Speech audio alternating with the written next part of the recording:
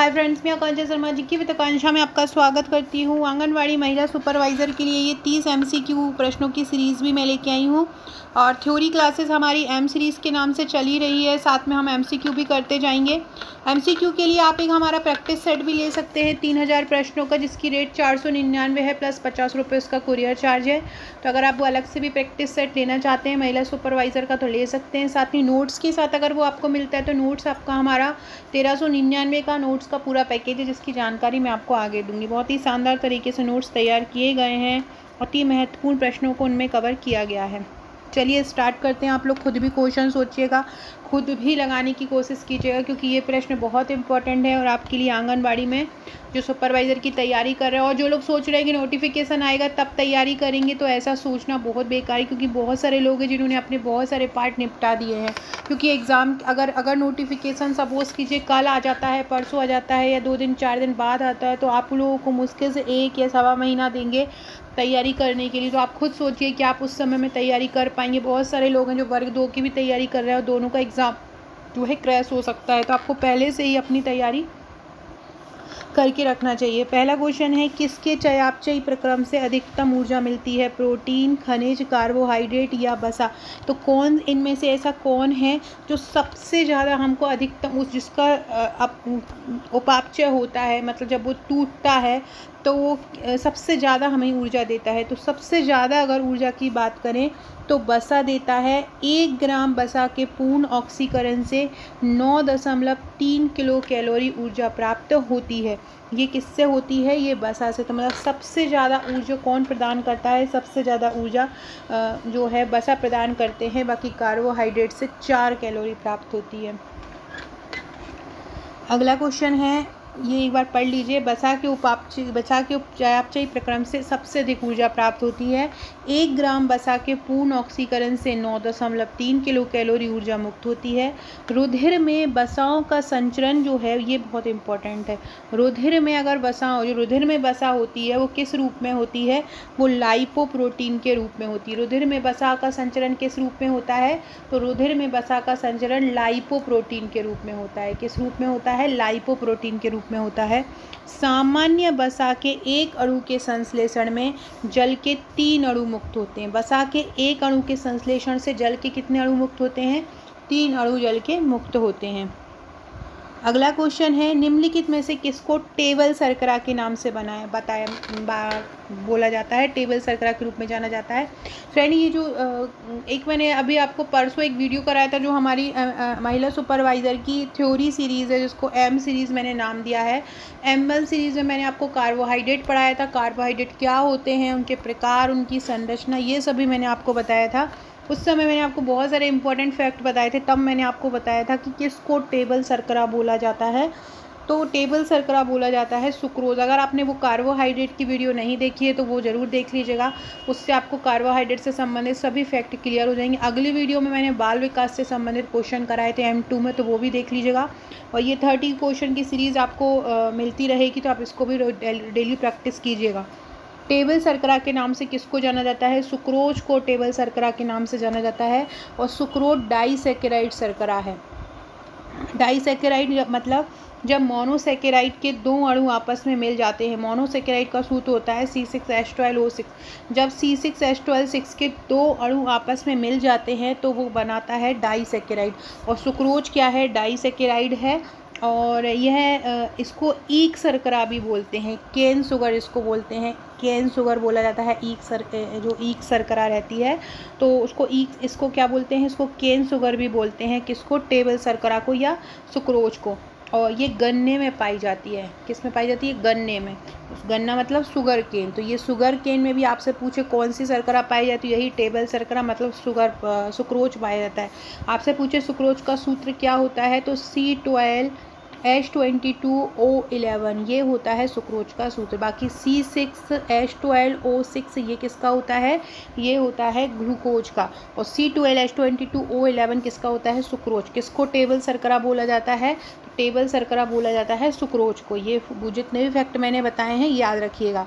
निम्नलिखित में से कौन सा एक रेशेदार प्रोटीन है टिकी लगा हुआ है? केराटिन। केराटिन एक रेशेदार प्रोटीन है। जो आपके शरीर में जो नाखून होते हैं, सींग होते हैं, जानवरों के खुर होते हैं, ये वो जो बने हुए होते हैं वो इसी केराटिन प्रोटीन के ही बने होते हैं। तो रेशेदार प्रोटीन कौन है? केराटिन। याद रखिएगा, रेशेदार प्रोटीन किसको बोलते हैं? केराटिन जो है वो रेशेदार प्रोटीन कहलाता है। और ये क्वेश्चन भी बहुत ज़्यादा इंपॉर्टेंट है, इसको अच्छे से इस वीडियो की PDF आपको मैं सुपरवाइज़र के ग्रुप में दूंगी। ये ग्रुप उन सभी को मिला होगा जिन्होंने हमारे नोट्स परचेज़ कर लिए हैं। शुरू के 50 लोगों को डिस्काउंट दिया गया था, जो हो चुके हैं ऑलमोस्ट, और उन सभी लोगों को एक ग्रुप से जोड़ा है। और उस ग्रुप में मेरी वीडियो की जितनी भी PDF हैं, बहुत ही इंपॉर्टेंट PDF, बहुत ही इंपॉर्टेंट वीडियो आपके लिए आने वाले हैं। तो उसके लिए ऑफलाइन आपके नोट्स पहुंचेगा आपके घर, और ऑनलाइन मैं आपको ग्रुप में तैयार करवाऊंगी, साथ में वीडियो के द्वारा आप तैयारी कर ही रहे हैं। तो जो लोग भी नोट्स लेने चाहते हैं, हमारी 7 बुकलेट नोट्स की मिलेंगी, जिसकी जानकारी मैं आपको आगे दूंगी। अगला क्वेश्चन है, किसकी उपस्थिति के कारण गाय का रंग गाय के दूध का रंग पीला होता है? तो गाय के दूध का रंग पीला होता है कैरोटिन है, ये केराटिन नहीं है, कैरोटिन है। तो गाय के दूध में कैरोटिन प्रोटीन पाया जाता है, इसी के यही उपस्थित होता है जिसके कारण इसका रंग पीला होता है। एक कैसीन प्रोटीन के, और ये एक होता है केसीन प्रोटीन, ये तो है कैरोटिन प्रोटीन, और एक होता है केसीन। तो केसीन के कारण क्या होता है? दूध का रंग सफ़ेद होता है, और कैरोटिन के कारण दूध का रंग पीला होता है। ये दोनों ही याद रखिएगा कि कैरोटिन के कारण क्या होता है? कैरोटिन के कारण दूध का रंग कैसा हो जाता है? पीला हो जाता है। और केसीन के कारण कैसा हो जाता है? केसीन के कारण दूध का रंग सफ़ेद हो जाता है। अगला क्वेश्चन है, मानव शरीर अपनी अधिकांश ऊर्जा वनस्पति भोजन के किस रूप में प्राप्त करता है? तो वनस्पति भोजन मतलब हम सबसे ज़्यादा क्या लेते हैं? हम सबसे ज़्यादा कार्ब लेते हैं। कार्ब हमें सबसे ज़्यादा ऊर्जा देता है, क्योंकि हम फैट उतना परसेंटेज नहीं ले सकते जितना हम कार्ब को ले लेते हैं। कार्ब जैसे कि हम रोटी खाते हैं, दाल खाते हैं, चावल खाते हैं, तो ये कार्बोहाइड्रेट के रूप में काम करता है। ये मानव को त्वरित ऊर्जा प्रदान करता है। क्विक एनर्जी के लिए भी कार्बोहाइड्रेट ही दिया जाता है। कार्बोहाइड्रेट क्या होता है कि जो हाइड्रोजन और ऑक्सीजन से मिलकर बना होता है। मैंने कार्बोहाइड्रेट जब पढ़ाया था तो आपको ये बताया था। और कार्बोहाइड्रेट मोनोसेकेराइड के अणुओं में टूट जाता है, और मोनोसेकेराइड के अणुओं में टूटकर ये तुरंत ऊर्जा प्रदान करता है। पहले शरीर में कार्बोहाइड्रेट टूटता है, उसके बाद प्रोटीन टूटता है, ये आपको याद रखना है। तो मानव शरीर अपनी अधिकांश ऊर्जा वनस्पति भोजन के किस रूप में प्राप्त करता है? कार्बोहाइड्रेट में करता है। कार्बोहाइड्रेट किससे मिलकर बना होता है? कार्बोहाइड्रेट मिलता है कार्बन, हाइड्रोजन और ऑक्सीजन से मिलकर बना होता है, और इनका अनुपात होता है 1:2:1। ये भी आपसे पूछ सकते हैं, कार्बन, हाइड्रोजन और ऑक्सीजन का अनुपात क्या होता है? तो 1:2:1 होता है। अगला क्वेश्चन है, निम्नलिखित में से सबसे मीठी शर्करा कौन सी है? तो फ्रक्टोज को मीठी शर्करा बोला जाता है। किसको? फ्रक्टोज। ये अगर आपसे पूछे फ्रूट शर्करा किसको बोला जाता है, तो फ्रूट शर्करा भी फ्रक्टोज है, और सबसे मीठी शर्करा भी फ्रक्टोज है। मतलब फलों में यही फ्रक्टोज ही पाई जाती है, और प्रकृति में सबसे मीठी शर्करा है। और फ्रक्टोज से आपसे पूछे मोनोसेकेराइड है, डाइसेकेराइड है या पॉलीसेकेराइड है, तो जो फ्रक्टोज है वो मोनोसेकेराइड है। क्या है? मोनोसेकेराइड है। इसके बाद फ्रक्टोज शर्करा जो है शहद का भी एक प्रमुख घटक है, शहद में भी ये पाया जाता है। फ्रेंड्स, ये मध्य प्रदेश महिला सुपरवाइज़र की नोट्स की जानकारी है। 7 बुकलेट आपको मिलेंगी, जिसमें थ्योरी भी रहेगा, एक थ्योरी की बुकलेट अलग रहेगी, ऑब्जेक्टिव की अलग रहेगी, वन लाइनर की अलग रहेगी। 3000 MCQ का आपको एक वस्तुनिष्ठ प्रश्नों का एक प्रैक्टिस सेट मिलेगा, बहुत मोटा बाइंडिंग किया हुआ एक प्रैक्टिस सेट आपके घर पर आएगा। आप घर बैठ के आराम से उन प्रश्नों की प्रैक्टिस कर सकते हैं, इसको टेस्ट के रूप में दे सकते हैं, इसको प्रैक्टिस पेपर के रूप में आप ले सकते हैं। तो ये आपके पास बाइंडिंग किया हुआ आएगा, 3000 प्लस प्रश्न इसमें रहेंगे। साथ में आपको 1000 वन लाइनर प्रश्नों की बुकलेट आएगी, जिसमें वन लाइनर फैक्ट बहुत आसान तरीके से कवर किए गए हैं। पूरे सिलेबस का सारांश, करंट अफेयर से संबंधित प्रश्न, आंगनबाड़ी से संबंधित प्रश्न, बजट से संबंधित प्रश्न, कोई महिला नीति आई उससे संबंधित, स्वास्थ्य सर्वेक्षण से संबंधित प्रश्न, ये सभी हमने हमारे नोट्स में कवर किए हैं। करंट डाटा सिलेबस के अकॉर्डिंग ही रहेगा। पूरा सिलेबस जो है पूरा का पूरा सिलेबस थ्योरी रहेगा, साथ में आपको एक वन लाइनर बुकलेट मिलेगी, उसमें पूरा सिलेबस वन लाइनर भी मिलेगा, थ्योरी हस्तलिखित लिखे हुए नोट्स मिलेंगे, टेबल और चार्ट। ये पूरी बुकलेट हैंड रिटन है। नोट्स के साथ आपको एक ग्रुप भी मिलता है व्हाट्सअप का। यहाँ ये एक ऑनलाइन पेड ग्रुप रहेगा जहाँ पर आपकी तैयारी कराई जाएगी। यहाँ आपको मेरे वीडियोस के सभी PDF दिए जाएंगे और भी महत्वपूर्ण क्वेश्चन यहाँ पे दिए जाएंगे। टेबल और चार्ट का प्रयोग किया है जहाँ से याद करने में आपको प्रॉब्लम ना हो, जैसे कि बाल विकास और उससे संबंधित सिद्धांत एक साथ एक जगह पे दिए गए हैं, रोग हैं उनसे संबंधित बीमारियाँ, ये सभी एक जगह पे, मतलब पूरा चार्ट के थ्रू भी आपको समझाने की कोशिश की गई है। ये हमारी जो 7 बुकलेट है इनका चार्ज है 1399 प्लस 100 रुपीज़ इसका कोरियर है। सभी नोट्स आपके घर पहुंचेंगे। नोट्स से पढ़ाई कीजिएगा और ग्रुप में जो तैयारी करवाए उनसे आप रिवीजन कीजिएगा। वीडियो की मेरी PDF भी आपको ग्रुप में ही दी जाएगी। आप अगर मेरे साथ ये ग्रुप में फॉलो करते हो, मेरे नोट्स से पढ़ते हो, वीडियोस देखते हो, तो आप 100% आप सिलेक्शन लेंगे। ये आप देख सकते हैं, ये पूरी 7 बुकलेट आपको दी जाती हैं। पोषण महिला योजना एवं संस्थाएं, पोषण, स्वास्थ्य, शिशु की प्रारंभिक देखभाल, सामान्य गणित, तर्कशक्ति, कंप्यूटर, मानव रोग और महिला पर्यवेक्षक 1000 वन लाइनर है। ये वस्तुनिष्ठ प्रश्न और ये नियम, अधिनियम, प्रबंधकीय गुण, शारीरिक संरचना। देखिए नोटिफिकेशन तो आना ही है। अभी 4 जो एग्ज़ाम है वो अभी होना ही है। और ये एग्ज़ाम MPSI का वैकेंसी आना है, वर्ग 3 का आना है, वर्ग 2 का आना है और महिला सुपरवाइज़र का आना है। महिला सुपरवाइज़र और वर्ग 2 आपको अभी ही चुनाव के पहले देखने को मिल जाएंगे। हो सकता है बाकी के 2 एग्ज़ाम नोटिफिकेशन आपको दे दें, फॉर्म आपसे फिल करवा लें और आचार संहिता के बाद या जनवरी में आपके एग्ज़ाम हो। तो ये लेकिन ये आना ज़रूर है क्योंकि ये रोस्टर में लिखा हुआ है। और हमारे माननीय मुख्यमंत्री जी हैं, उन्होंने भी इस चीज़ को बोला है कि 50,000 वैकेंसी और निकालने वाले हैं, तो वो यही वैकेंसी को उन्होंने ऐड किया है। तो अगर आपने तैयारी स्टार्ट नहीं की है तो उनकी तैयारी ज़रूर स्टार्ट कर दीजिए। और हमारे डिस्क्रिप्शन बॉक्स में एक पब्लिक ग्रुप भी है महिला सुपरवाइज़र का, जो सभी के लिए है, फ्री है। उसकी लिंक आपको डिस्क्रिप्शन बॉक्स में मिल जाएगी। और अगर आप देखना चाहते हैं कि नोट्स किस तरह से बनाए गए हैं, तो मैंने एक नोट्स का प्रॉपर वीडियो ही बना दिया है। उसमें पूरी जो है पूरी एक बुकलेट को बताया है कैसे आपको मिलेंगी, कैसी बुकलेट हैं, कैसे आपके घर पर आएंगी। तो वो सबकी वीडियो की लिंक मैं आपको कमेंट बॉक्स में और डिस्क्रिप्शन बॉक्स में डाल दूँगी, तो आप उसको देख सकते हैं। मानव शरीर में विटामिन ए कहाँ पे संचित होता है? तो मानव शरीर में विटामिन ए यकृत या लीवर में संचित होता है। कहाँ पर होता है? यकृत या लीवर में विटामिन ए संचित होता है। विटामिन ए का आपसे पूछे रासायनिक नाम क्या है, तो विटामिन ए का रासायनिक नाम है रेटिनॉल। क्या है? रेटिनॉल। और इस विटामिन की कमी से शिशुओं में वृद्धि रुक जाती है। दूध, मक्खन, अंडा, मछली का तेल, गाजर जो है इस विटामिन ए के प्रमुख स्रोत हैं। आपसे पूछे एक सबसे महत्वपूर्ण क्वेश्चन, आपसे पूछे कि संक्रमण रोधी विटामिन किसको बोलते हैं? Infection vitamin. तो ये संक्रमण रोधी विटामिन किसको बोलते हैं? तो संक्रमण रोधी विटामिन बोला जाता है विटामिन ए को। संक्रमण रोधी किसको बोला जाता है? विटामिन ए को संक्रमण रोधी विटामिन भी बोला जाता है। ये भी आपको याद रखना है, ये भी क्वेश्चन पूछा जाता है। निम्नलिखित में से नाइट्रोजन किसका अनिवार्य अंग है? तो प्रोटीन जो होते हैं वो अमीनो अम्लों से बने होते हैं और अमीनो अम्ल जो होते हैं वो नाइट्रोजन से बने होते हैं। तो प्रोटीन नाइट्रोजन का अनिवार्य अंग है, याद रखना। प्रोटीन एक जटिल कार्बनिक पदार्थ होते हैं और ये भी कार्बन, हाइड्रोजन, ऑक्सीजन और नाइट्रोजन में पाया जाता है। किस में पाया जाता है ये? तो ये कार्बन में, हाइड्रोजन में, ऑक्सीजन में और नाइट्रोजन में नाइट्रोजन पाया जाता है। प्रोटीन में प्रोटीन में कार्बन, हाइड्रोजन, ऑक्सीजन और नाइट्रोजन पाया जाता है। और प्रोटीन आपसे पूछे प्रोटीन कितने अमीनो अम्लों के संयोग से बनता है? तो प्रोटीन 20 अमीनो अम्लों के संयोग से बनता है। प्रोटीन किसके संयोग से बनता है? प्रोटीन 20 अमीनो अम्लों के संयोग से बनता है। अगला क्वेश्चन है एंजाइम क्या होते हैं? एंजाइम को क्या बोलोगे? प्रोटीन, कार्बोहाइड्रेट, लिपिड या स्टेरॉइड? तो एंजाइम क्या होते हैं? एंजाइम प्रोटीन होते हैं। एंजाइम एक कार्बनिक पदार्थ होते हैं और ये विभिन्न जैविक कार्यों में एक उत्प्रेरक के रूप में काम करते हैं। कैसे काम करते हैं? उत्प्रेरक। आपसे पूछे कि एंजाइम की खोज किसने की थी? तो विल्हेम कोहने ने की थी। कोहने याद रखो आप। एंजाइम की खोज किसने की थी? एंजाइम की खोज कोहने ने की थी।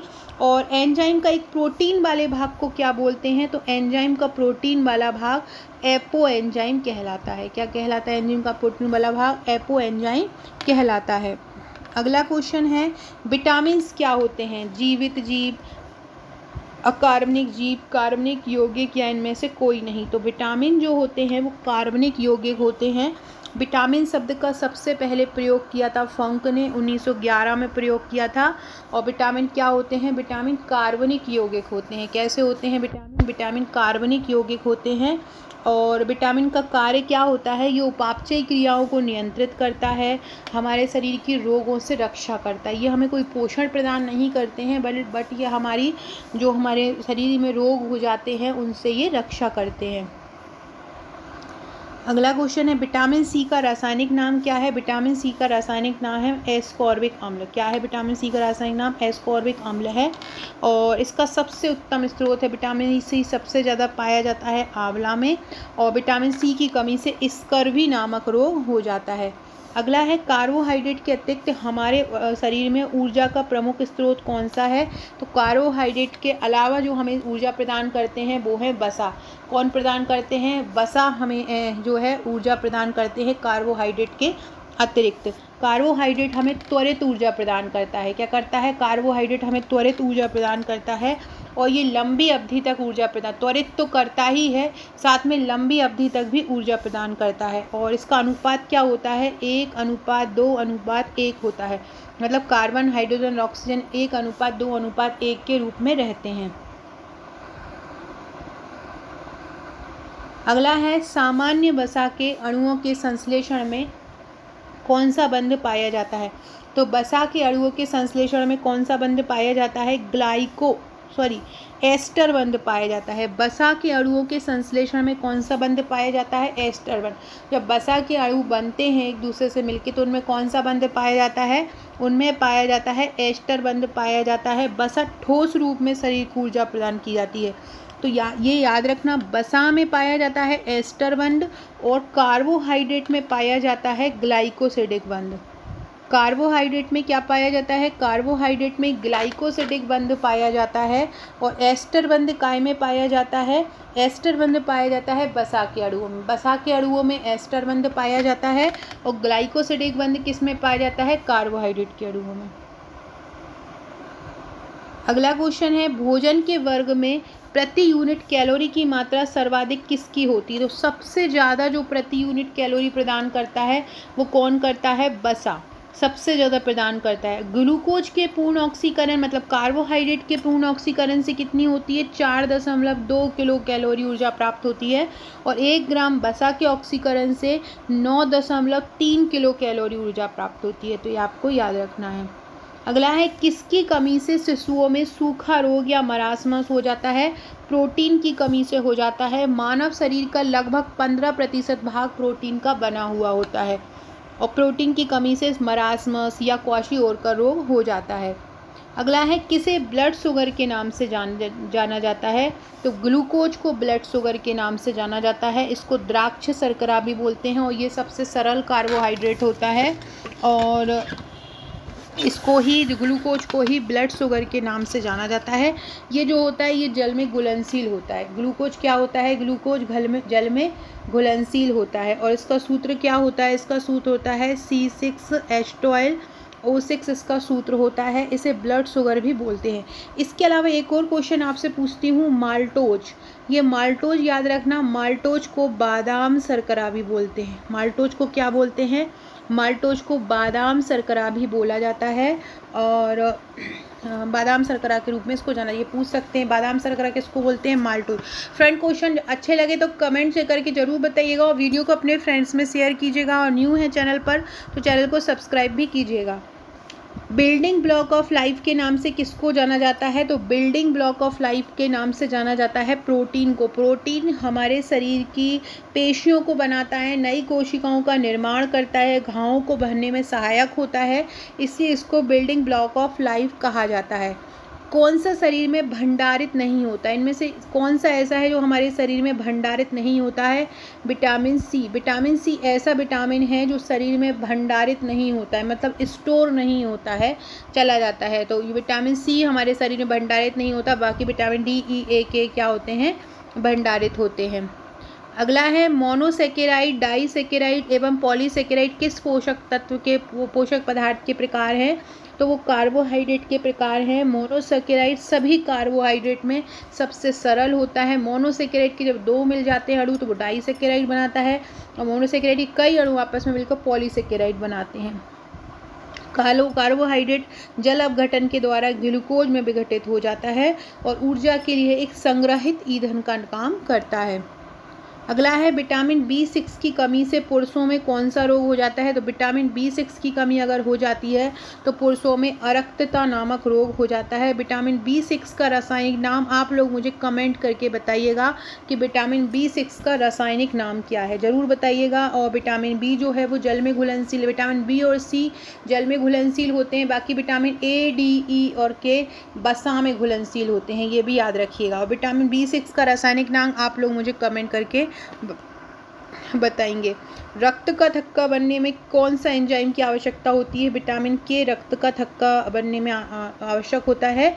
विटामिन के का नाम होता है फिलोक्विनोन। क्या होता है विटामिन के का रासायनिक नाम? फिलोक्विनोन होता है। यह वसा में घुलनशील है एवं रक्त स्त्रावरोधी विटामिन भी होता है। यकृत में प्रोथ्रोम्बिन के निर्माण में ये सहायक होता है। प्रोथ्रोम्बिन होता है रक्त का थक्का जमने में जो सहायक होता है, ये यकृत में उसी का निर्माण करता है। और अगर इसकी कमी हो जाती है तो मानव के शरीर में रक्त का थक्का नहीं जमता है।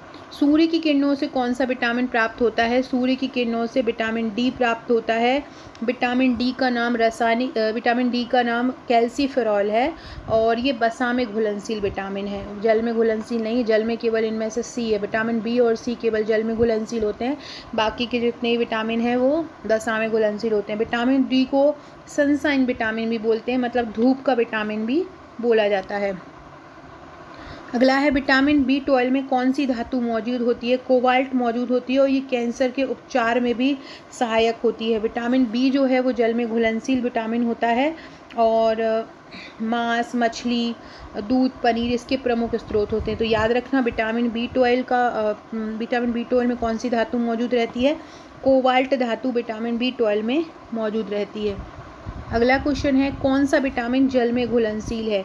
कौन सा विटामिन जल में घुलनशील होता है? तो विटामिन बी और विटामिन सी दोनों ही ऐसे विटामिन हैं जो जल में घुलनशील हैं, बाकी ए, डी, ई और के काय में हैं, वसा में घुलनशील हैं। अगला क्वेश्चन है किस विटामिन को हार्मोन भी कहा जाता है? विटामिन डी को हार्मोन भी कहा जाता है। मानव शरीर में इसकी कमी से रिकेट्स हो जाता है। विटामिन डी की कमी से क्या हो जाता है? रिकेट्स हो जाता है। और वयस्कों में क्या हो जाता है? वयस्कों में ऑस्टियोमलेशिया हो जाता है। ये आपको क्वेश्चन याद रखना है, किसको हार्मोन कहा जाता है? डी को। किस विटामिन को प्रजनन विटामिन कहा जाता है? Vitamin E. विटामिन ई प्रजनन विटामिन कहलाता है और इसका रासायनिक नाम है टीकोफेरॉल, इसको बोला जाता है। ये भी याद रखना विटामिन ई का रासायनिक नाम क्या है? टीकोफेरॉल विटामिन ई का रासायनिक नाम है और ये वसा में घुलनशील है, इसको प्रजनन विटामिन कहते हैं। गेहूँ, चना, मटर, हरी पत्तेदार सब्जियों में ये पाया जाता है। अगला क्वेश्चन है किस परीक्षण द्वारा विटामिन B12 में सबसे पहले कोबाल्ट की उपस्थिति का पता लगाया था? तो ये लगाया था सोडियम नाइट्रोप्रोसाइड परीक्षण। सोडियम नाइट्रोप्रोसाइड परीक्षण द्वारा सबसे पहले कोबाल्ट की उपस्थिति को सिद्ध किया था। किसको? सोडियम नाइट्रोप्रोसाइड परीक्षण द्वारा। अगला क्वेश्चन है मुख्यतः पश्चिमी देशों में जो बच्चे सूर्य की धूप को कम प्राप्त करते हैं उनको क्या हो जाता है? उनको हो जाता है रिकेट्स। सूर्य की कमी मतलब विटामिन डी। विटामिन डी की कमी से कौन सा रोग हो जाता है? रिकेट्स हो जाता है। अगला क्वेश्चन क्या है किस विटामिन को ब्यूटी विटामिन भी बोलते हैं? विटामिन ई को ब्यूटी विटामिन भी बोला जाता है। इसका अगर लगातार उपयोग करो तो झुर्रियाँ समाप्त हो जाती हैं। तो किस विटामिन को ब्यूटी विटामिन कहते हैं? विटामिन ई को ब्यूटी विटामिन या सौंदर्य विटामिन कहते हैं। किस विटामिन को विटामिन इन अनदर विटामिन, मतलब एक विटामिन के अंदर दूसरा विटामिन किसको बोला जाता है? विटामिन B10 को। किसको बोलते हैं? Vitamin B10। विटामिन B10 ऐसा है जिसको विटामिन इन अनदर विटामिन, एक विटामिन के अंदर दूसरा विटामिन बोला जाता है। फ्रेंड ये महिला पर्यवेक्षक की पूरी इस तरह की बुकलेट आपको मिलेंगी और ये प्रैक्टिस सेट आपको मिलेगा और ये 7 बुकलेट आपको मिलेंगी, आप देख सकते हैं। अगर ये आप लेना चाहते हैं तो आप मुझे व्हाट्सअप कर सकते हैं। इसकी वीडियो की PDF जो महिला पर्यवेक्षक का पेड ग्रुप है जो आपको नोट्स के साथ मिला है, उसके साथ मैं आपको इस वीडियो की PDF भी डाल दूँगी। तो आप इन क्वेश्चन को अच्छे से तैयार कर लीजिएगा। यहाँ से 4 से 5 प्रश्न बनना ही है। Okay friends, thank you.